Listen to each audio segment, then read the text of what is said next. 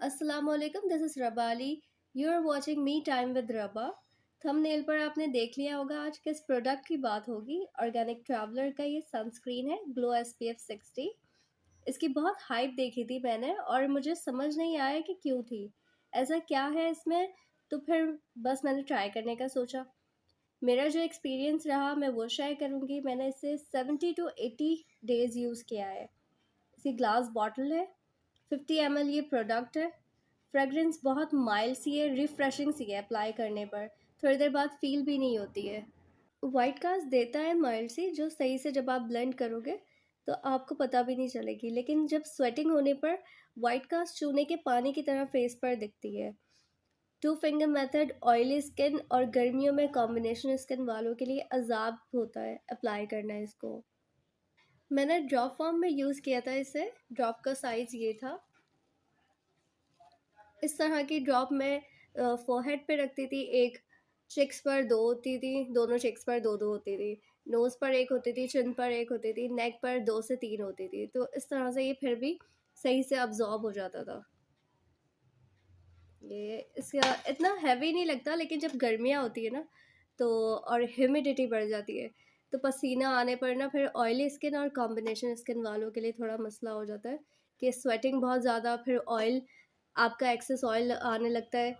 Dry skin वालों के लिए फिर थोड़ा-सा बेहतर था, लेकिन ऑयली और जो कॉम्बिनेशन स्किन वाले हैं, उनके लिए थोड़ा मसला था। इस सनस्क्रीन को ऐसे अप्लाई करने पर तो वाइट कास्ट नहीं आती, लेकिन गर्मियाँ थी। कराची वालों को याद होगा मिड जुलाई से यहाँ गर्मियाँ बढ़ी थी और ह्यूमिडिटी भी अपनी पीक पर थी। मेरी कॉम्बिनेशन स्किन है, लेकिन ह्यूमिडिटी बढ़ने पर मेरा बहुत ही बुरा हाल होता है, क्योंकि ऑयल प्रोडक्शन बढ़ जाता है, स्वेटिंग मुझे बहुत ज़्यादा होती है। जब स्वेटिंग हो रही थी तो इसकी वाइट कास्ट लिटरली चूने के पानी की तरह मेरे फेस पर दिख रही थी। तो मुझे बार बार साफ़ करना पड़ रहा था। 1 से 2 बार में साफ़ करने पर फिर थर्ड टाइम पे नहीं आई थी वाइट कास्ट। मैंने कुछ लोगों से सुना है ये पील ऑफ होता है। मेरे साथ भी कुछ ऐसा हुआ था, तो मैंने इसे बहुत अलग अलग वेज़ में अप्लाई किया था। सबसे पहली टिप, कोई भी सन ब्लॉक आप यूज़ करो, सनस्क्रीन यूज़ करो, डैम्प स्किन नहीं होनी चाहिए आपकी। थोड़ी सी स्किन को ड्राई कर लो। डैम्प स्किन पर आप कोई भी सन ब्लॉक सनस्क्रीन नहीं अप्लाई करो, वो पील ऑफ होगा। आपने फेस वॉश किया है, टोनर, सीरम या मॉइस्चराइज़र, जिसकी भी वजह से आपकी स्किन डैम्प है, 3-4 मिनट हवा से ड्राई कर लो। फिर उसके बाद कोई भी सन ब्लॉक सनस्क्रीन अप्लाई करो, पील ऑफ नहीं होगा। इसका अगर आप ज़्यादा प्रोडक्ट ले लोगे, जैसे 2 फिंगर मेथड में लेते हैं इस तरह से करके, तो फिर ये पील ऑफ होता है। और उस तरह जैसे आप इरेज़र यूज़ करते हैं, इरेज़र यूज़ करने पे जो वेस्टेज निकलता है, इस तरह से ये आपके स्किन पर पील ऑफ होके निकल जाता है। इसके प्राइस 1800 है। जैसा ये प्रोडक्ट है, बिल्कुल भी फेयर प्राइस नहीं है इसके। इसमें 5 to 6 टॉक्सिक इंग्रेडिएंट्स हैं। अक्सर दूसरे सनब्लॉक्स में या सनस्क्रीन्स में आपको 2 से 3 इंग्रेडिएंट्स मिल जाएंगे उस तरह के, लेकिन इसमें बहुत ज़्यादा है।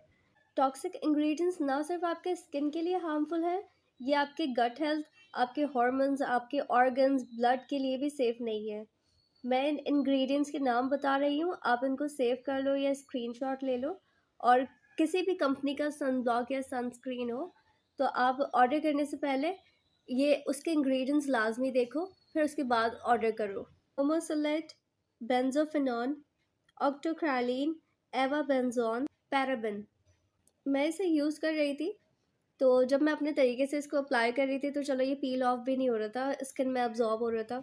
वाइट कास्ट भी इग्नोर की जा सकती है, क्योंकि 1 से 2 बार आपको स्वेटिंग हुई तो फिर आपने टिश्यू पेपर से अपना फेस क्लीन कर लिया।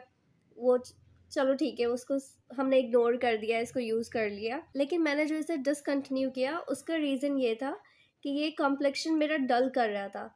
मेरी आदत है, अक्सर मैं सुस्ती में सिर्फ फेस पर अप्लाई कर लेती थी और नेक को मैं इग्नोर कर देती थी। तो लिटरली मेरे फेस, जो मेरा फेस था वो डार्क कॉम्प्लेक्शन का हो रहा था और मेरी नेक जो थी वो सही थी, जो नॉर्मल होती है, इस तरह से थी। इसलिए मुझे इसको डिसकंटिन्यू करना पड़ा। मेरी स्किन सेंसिटिवली रिएक्ट करती है अगर प्रोडक्ट में कोई ऐसा इंग्रेडिएंट हो जो मुझे सूट नहीं कर रहा हो, तो मेरी स्किन या तो डल हो जाती है या तो फिर मुझे एक्ने होने लगती है। तो मैंने इसके पेज पे भी कमेंट किया था कि मेरी स्किन के साथ ऐसा हुआ है, तो उन्होंने तो कोई रिप्लाई नहीं दिया था मुझे वहाँ पर। लेकिन वहाँ पर एक और लड़की थी जिसने मुझे कहा था कि उसके साथ भी ऐसा ही हुआ है। जिन लड़कियों को ये सूट कर रहा है, अगर कोई कंफर्टेबल है इसमें, तो मुझसे वो ये ले सकता है। एक्सपायर होके वेस्ट होने से अच्छा है कि कोई इसे यूज़ कर ले जिसको भी ये सूट कर रहा है। तो जिसको भी ये चाहिए तो आप अपना कमेंट कर लो और फिर बात करके ये ले लो, क्योंकि इस तरह से वेस्ट होने से अच्छा है ना, मेरे पैसे जिसको भी सूट कर रहा है वो ये ले ले, इस्तेमाल कर लेगा, तो फिर भी ये होगा ना, दिल नहीं दुखेगा कि चलो किसी के काम आ गया। मैंने इसे विटामिन सी टोनर के साथ भी यूज़ किया था, तो डलनेस थोड़ी कम हुई थी, लेकिन डलनेस थी फिर भी। तो मैं ऐसा प्रोडक्ट यूज़ नहीं करती, ना ही आपको कहूँगी कि आप करो। प्रोडक्ट सूट नहीं करे, बेहतर है डिसकंटिन्यू कर दो। मैंने तो दी ऑर्डिनरी के प्रोडक्ट्स भी डिसकंटिन्यू किए, क्योंकि मेरी सेंसिटिव स्किन है, तो अब उसमें इंग्रेडिएंट्स अगर मुझे नहीं सूट करते हैं तो मेरा कॉम्प्लेक्शन डल होने लगता है। तो डलनेस से बेहतर है कि मैं उस प्रोडक्ट को ही छोड़ दूँ।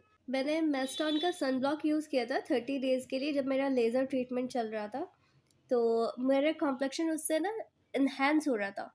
तो मुझे ऐसा लगा मैं लेज़र ट्रीटमेंट ले रही हूँ तो उसकी वज़ह से शायद मेरा कॉम्प्लेक्शन अच्छा हो रहा है। तो फिर मैंने नोट किया कि नहीं, लेज़र ट्रीटमेंट की वज़ह से नहीं हो रहा था, वो सन ब्लॉक की वज़ह से हो रहा था। लेकिन उसके कुछ कॉन्स थे, मुझे गर्मियों में वो सूट नहीं कर रहा था, तो फिर मैं उसको सर्दियों में करती हूँ यूज़, लेकिन गर्मियों में उसको डिसकंटिन्यू कर देती हूँ। मैं उसका भी एक्सपीरियंस आपसे शेयर करूँगी।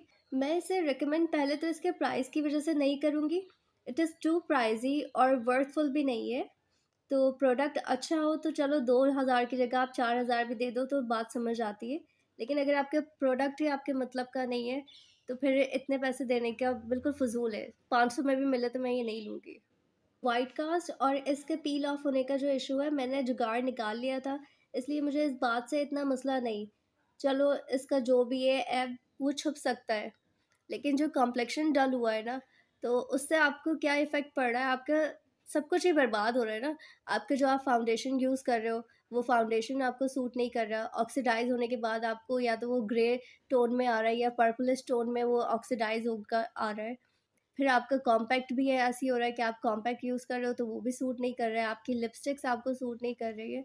तो कॉम्प्लेक्शन डल होने से फिर आपकी सारी चीज़ें ही उल्टी-सीधी हो जाती है। तो मैंने इसलिए इसको नहीं लगाया दोबारा। और जिसके साथ भी इस तरह का कोई मसला है कि अगर उसको डलनेस हो जाती है कोई भी प्रोडक्ट से, तो वो नहीं यूज़ करे।